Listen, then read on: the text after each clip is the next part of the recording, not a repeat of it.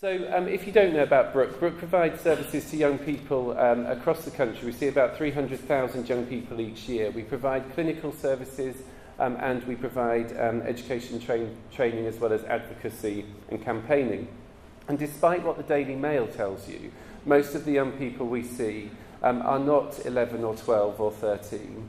They're actually 14, 15, and the ones who are sexually active are late 15, the ones who can't quite hold on to being 16, and also then 16 and 17 are the most young people that we see. And again, I say that to remind you, most young people under the age of 16 don't have sex, that most manage their contraception well, that we've got the lowest rates of teenage pregnancy that we've ever had on record, that most don't want to get pregnant, and those who do want to get pregnant, if you actually look at life experiences, the sex and the pregnancy are often a result of a number of other disadvantages which people have had and other experiences.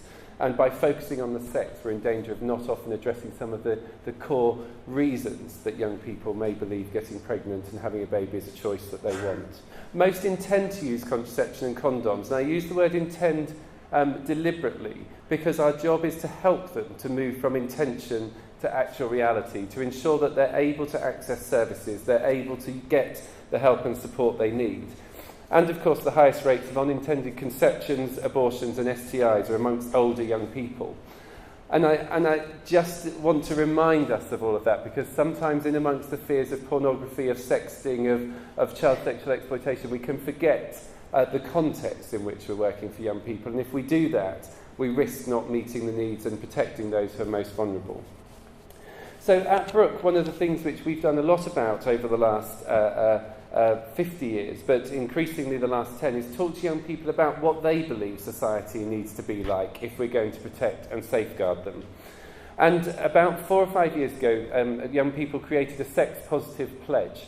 And what we asked them to do when we briefed them to develop the campaign was to develop some resources to help raise awareness around using contraception and pregnancy. And they told us that was what adults wanted, and that it was a load of nonsense, and that if we didn't do something which changed our culture about sex, then we were never going to help protect them. So they said that what we need to do if we're going to protect them is to listen to what young people have to say, support their right to express and enjoy their sexuality, to support their individual choices and talk openly and honestly about sex. They told us that we mustn't feel embarrassed to talk about sex, that we mustn't exaggerate young people's sexual behaviour, we mustn't judge and demonise young people, and we mustn't allow them to be bullied and hurt. And I think what's striking when you look at that, people often talk about the Dutch and their sex education. And when you go and look at sex education in Holland, it's not that different than ours. It's a little bit hit and miss, it's a bit patchy. But what they have is a culture which says, we trust you, we want you to have sex when you enjoy and can take responsibility for it, and we'll help you to do that. And they expect parents to do it, they expect services to do it. And so when you talk to boys and girls, they both say, thought they were in love when they first had sex. What they'll tell you 6 months later is, of course, they weren't in love, it just felt like it at the time. But it's a much better basis on which to decide to have sex than because you wanted to find out what it was, what it felt like, because nobody had talked to you, because you thought your friends were all doing it, and because you were drunk, which is what the research often shows about first experiences here. So if we're going to shift towards that positive culture, then it seems to me that there are a number of things which we can do both within schools and in the community. The first, of course, is to have a whole school approach, is to have the level of awareness that's needed about what healthy, unhealthy, normal and abnormal sexual development looks like, to be able to spot behaviours and to be able to talk and have an emotionally healthy environment, whether that's within the youth club, whether that's within the school, whether that's within a clinical setting, to really know and understand what sexual behaviour looks like. To have an ethos which focuses on the positive as well as on eliminating the negative, that says we're going to try and build a culture in which young people can enjoy and take responsibility for the sex when they choose to have it. If we aim for that, we've got a much better chance of being to protect against exploitation. To make sure that young people know that they can trust you. It does really worry me that in 2014, a lot of young people will say that they didn't talk to a professional because they thought they would be judged.